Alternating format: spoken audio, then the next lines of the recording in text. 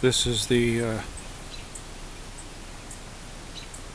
hostas that I showed in an earlier video, coming into flower now. Not quite. It'll be a little while before they show any color. But I just wanted to show you the progress on this shade garden I got going. And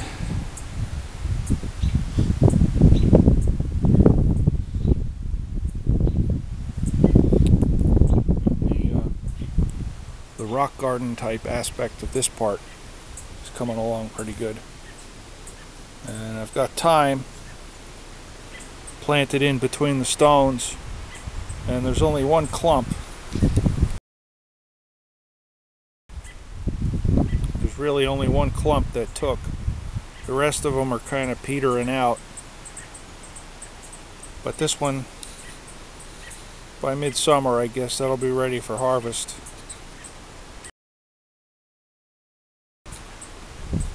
And we have here some periwinkle. Guess you might call it myrtle. We call it periwinkle here. It's got a pretty cool looking blue flower on it most of the season.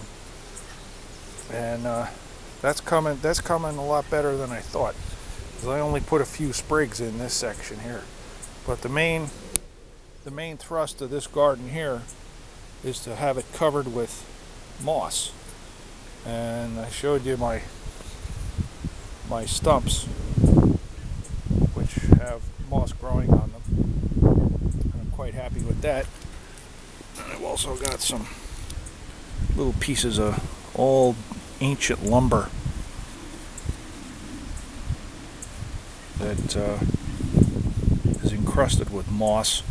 I'm hoping that this moss will inoculate the ground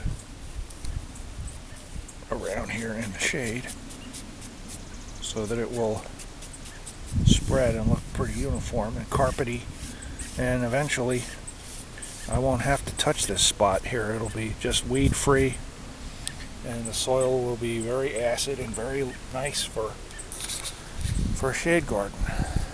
And as you can see, there are sections of the soil, sections of this bare soil, that are just filled with moss.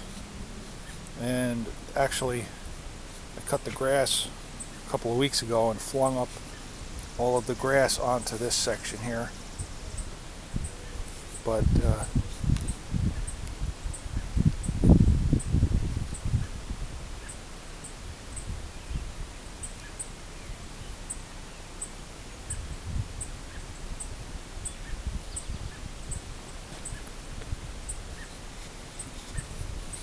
it's progressing, going fairly well, and I'm happy with it. So I just have to keep up the major weeds, knock them down, which isn't too hard, because being the shady section of the yard, not much grows here anyway except shade-loving plants, and weeds, fortunately, are not in that particular tribe. As you can see, I just chucked all the weeds in the grass, and they'll be chopped up and they'll go back into the ground anyway. Hope you enjoyed it. Thanks.